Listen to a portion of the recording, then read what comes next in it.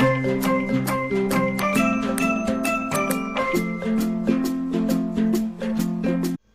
عليكم ورحمه الله تعالى وبركاته. كي دايرين؟ لاباس عليكم؟ كنتمنى الفيديو يلقاكم بخير وعلى خير. اليوم ان شاء الله البنات بغيت نشارك معكم واحد جوج مكونات، جوج وصفات سمحوا لي اللي ما خصناش يخطاونا من الدار.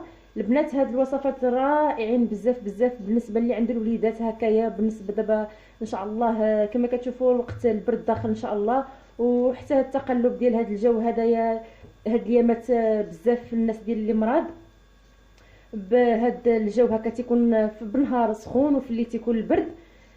عندي البنات اول وصفه، عندي واحد هنايا عندي واحد القريعه اللي دايره فيها الثومه والزيت. دابا راه عندها عام، هذه ما متخطانيش كاع من الدار. بالنسبه ملي كنشوف هكا الوليدات في الليل ملي كينوضوا هكا تيكحوا هكايا، كنعطيهم واحد المعشقه هكا ديال الزيت، ولا كان عندي العسل كنخلطها لهم وكنعطيها لهم. راه البنات رائعه بزاف بزاف وحسن من هذاك الدواء اللي كنشريو.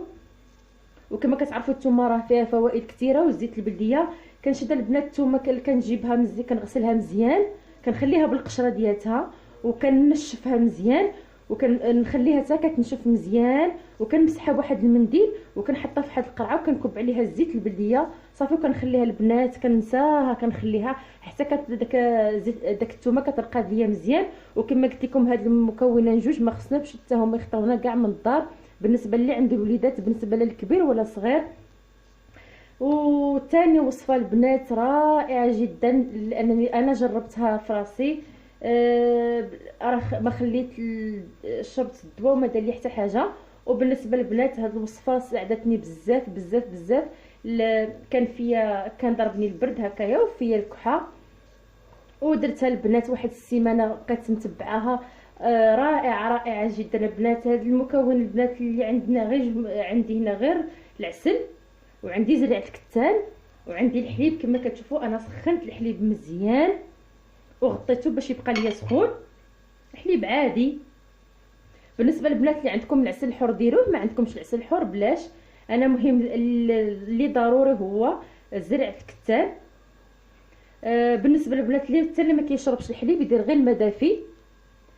غناخذ البنات زرعه الكتان، هاد الكميه هذيك تقريبا عندي واحد 3 المعالق كبار. غادي ناخذ غير الكميه اللي غادي نستهلكها مده ديال 3 ايام، لان غادي نحضرها للابن ديالي ضربوا البرد وكي فيه الكحه. راه البنات رائعه كتشربوها بحال هكا، كنديرها حتى كيدخل الفراش ديالو وكيشربها. راه البنات الصباح كيصبح هذاك الشيء كاع اللي في الصدر ديالو كيخرج. صدقوني رائعه، وكنتمنى انكم هذا المكون ما يخطاكمش من الدار. غادي نطحن كما قلت لكم هاد زرع الكتان غادي نطحنها. وكما قلت لكم البنات راه 3 المعالق عندي هنايا لمده 3 ايام. غادي نطحنهم، والطريقه باش غادي نطحنها وغنديرها في واحد القرعه ونحتفظ بها في الثلاجه، ماشي خارج الثلاجه، في الثلاجه. وما غاديش نطحن اكثر من مده 3 ايام. من غادي تقاد ليا غادي نعاود نجد ثاني نقيها ونطحنها ثاني، ونفس الطريقه نديرها في قرعه ونحطها في الثلاجه. غادي نطحن البنات هاد الكميه اللي عندي كما قلت لكم، وغادي نرجع معكم. كما شفتوا البنات من بعد ما طحنت داك زرعه الكتان غادي ناخذ الكميه اللي غادي نديرها في هذا الحليب هذا، والكميه اخرى كما قلت لكم غنديرها في واحد القريعه ونحطها في الثلاجه كما قلت المده ديال هكا نتبعها 3 ايام. ومن غادي تقادري كما قلت لكم عاوتاني نجدد نطحنها ثاني.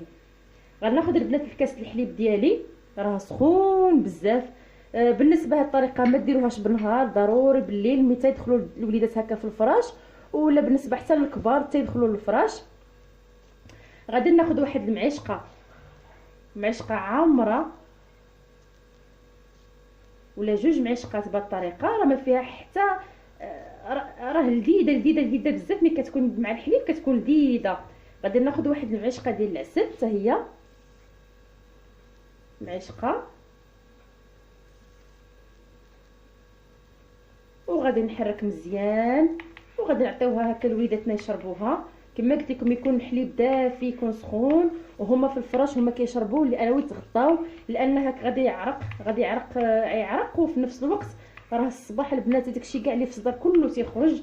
رانا بالتجربه جربتها رائعه جدا، وقلت علاش ما نتقاسمهاش معاكم. كما كتعرفوا هذا الجو هذا هكايا تتقلب هكايا، بالنسبه لهاد الايام كلشي راه مريض، وقلت علاش ما نتقاسمهاش معكم بالنسبه اللي عنده الوليدات، وبالنسبه راه حتى للكبار. كما قلت لكم رانا جربتها ولطاتني نتيجه رائعه، لان الدواء كما قلت لكم راه ما دار لي حتى حاجه. صافي البنات غنحركها مزيان بهذه الطريقه كما قلت لكم، وغادي نعطيوه لوليداتنا ولا نشربوه حنايا بهذه الطريقه تندخلوا في الفراش. كما قلت لكم راه كنعرقوا. صافي البنات هذا هو جوج وصفات. وبالنسبه حتى للبنات الوصفه الاولى اللي قلت لكم هذه ما خصهاش تخطانا من الدار اللي عنده الوليدات ولا حتى اللي ما عندوش وليدات. بالنسبه حتى للكبار راه رائعه الزيت والثومه. بالنسبه للبنات صافي كنتمنى ان هذا الفيديو يعجبكم ونكون انا وصلت لكم شي حاجه اللي تستافدوا منها. الى عجبكم الفيديو ديال هذا النهار ما تنساوش ديروا جيم وتبارطاجوا مع الاحباب والاصحاب باش تعم فائده على الجميع. وبالنسبه عاد اللي انضم القناه ما تنساوش تفعلوا الجرس باش ان شاء الله يوصلكم كل ما هو جديد. والسلام عليكم ورحمه الله تعالى وبركاته.